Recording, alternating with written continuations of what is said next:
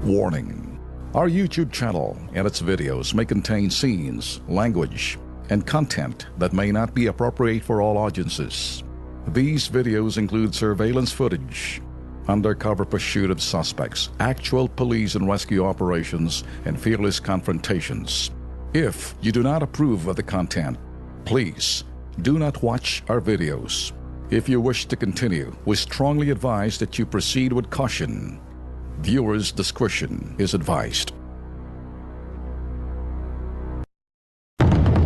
Ito na. Lusod na yung grupo. Papasok na. Nakakuha ng signal. Ito yung sinasabi naming entrapment sa grupo ng mga mangungotong sa Baclaran. Sa kauna-unahang pagkakataon, ito yung magiging unang kaso ng CIDJ na lulusob sa kuta ng sindikatong nasa likod ng human trafficking.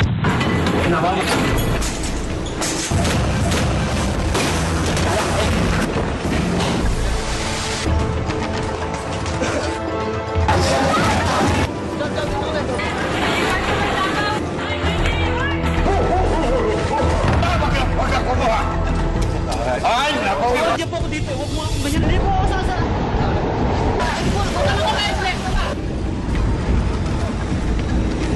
Apat na pulis, hulog sa bitag. Narareklamong tupada sa lugar na to. Hulog sa bitag. Access to gang. Hulog sa bitag. Hulog sa bitag. Yung mga nangungotong sa Baclaran. Nagawa ko bro. Alawa ko bro.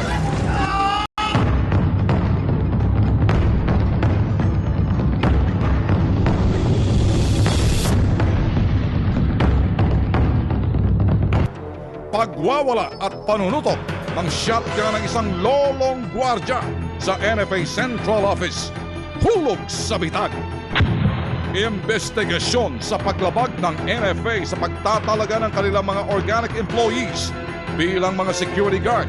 Isa-isang nahalungkat na mga otoridad sa Camp Crame. May mga pangyayaring hindi inaasahang mangyari. Subalit, kapag ito'y nangyari, nasa tao na ang desisyon kung paano niya harapin ang hamon.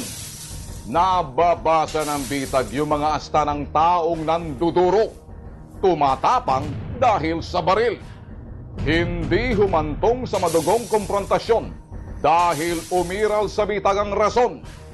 Panoorin ang pagwawala ng isang lolong Rambo na isang organic employee ng NFA na nakatalaga bilang security guard sa kanilang central office. Sa loob ng sasakyan, patungo sa aming appointment para sa isasagawang on-cam interview sa mga executive ng National Food Authority or NFA.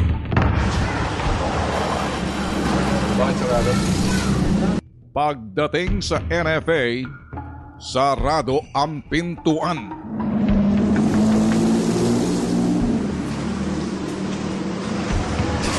Okay.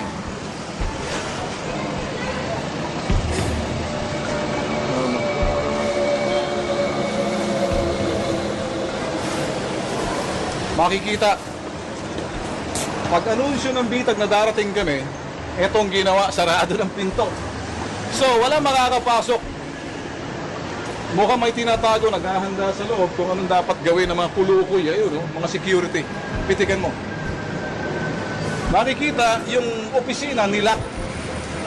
Alas 3 pa lang. Hindi makita. So, hindi pwedeng lumabas mga empleyado. So, di mo ba papalabasin yung empleyado? Paano? Paano? Pati bukas, marinig. Ano sinabi mo? Okay. Nagsara na ng pinto. Labas ka nga sandali dito. Ikaw, dito. Palabasin mo to. Okay. Dito, halika. Dito. Halika! Pumunta na sa kabila mo. Okay. Ito yung sinasabi namin. Darating kami, sinaro ng pinto. Tawagan mo nga si Jigstan.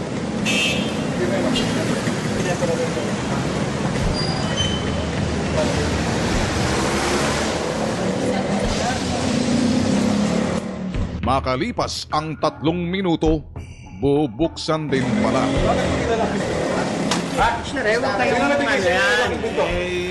Opisina to ah!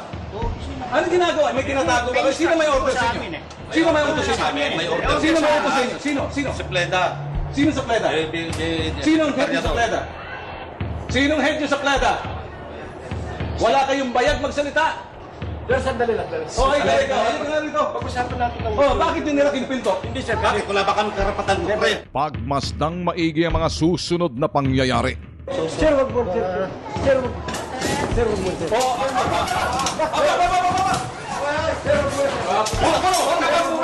Media ka pa naman! Babalilin mo ako? Hindi mo, sir.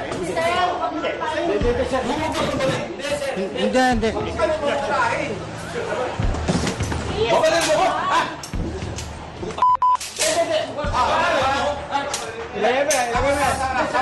Please naman, Tama na ako.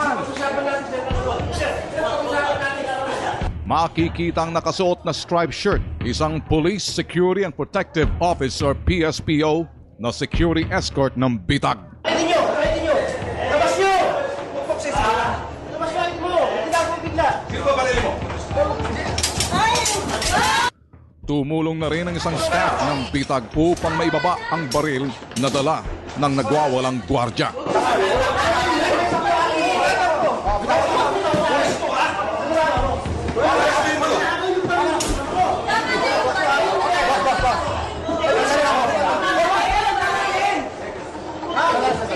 Baril yan, ha?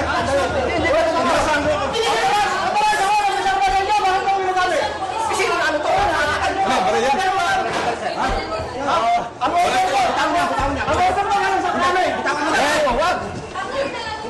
Pulis yan! Pulis to! Alas kami! Pulis yan ang pulis! Pulis yan ang pulis yan! Pulis yan! Pulis to! Ano kayo? Pulis ba kayo? Pulis! Tumawag ka ng pulis. Pulis yan! Ibigay niyo yung baril niyo!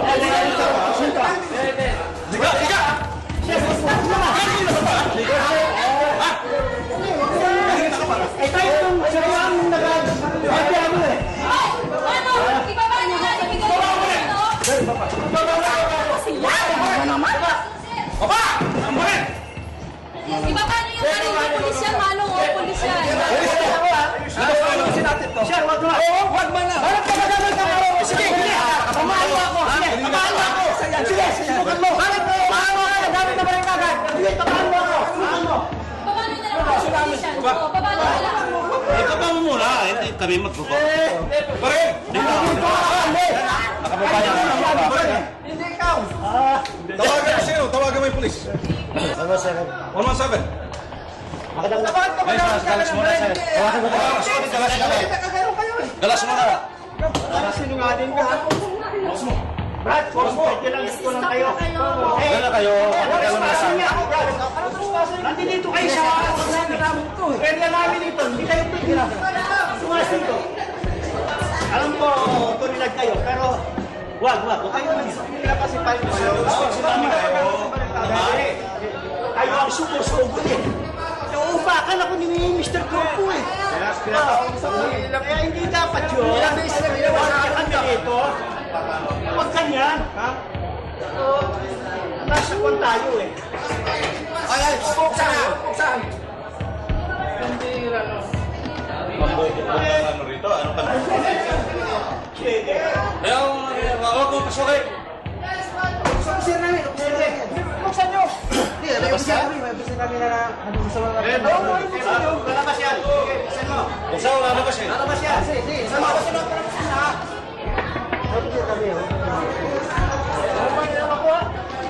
Kami ang bahala. Bigyan lang kayo rito sa amin eh. Bakit di ba buksan? Letas mo. Hindi mo na. Yung katutulak na ano eh.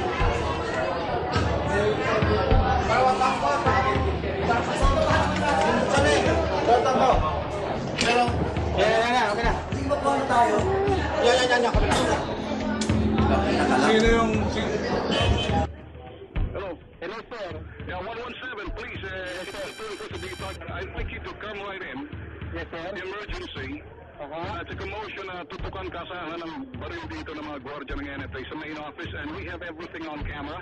And I want you to, sa akin, since 117, I want you to arrest the guy. Yes, sir. Kasi pumasok kami rito with appointment. Apo, sir. Saan po yan, sir? Ito rito sa harap to ng E. Rodriguez at QI.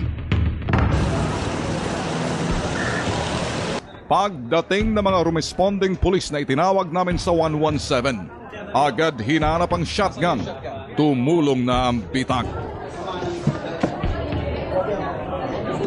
Recorded naman lahat eh. Hindi. We wanna see the shotgun again.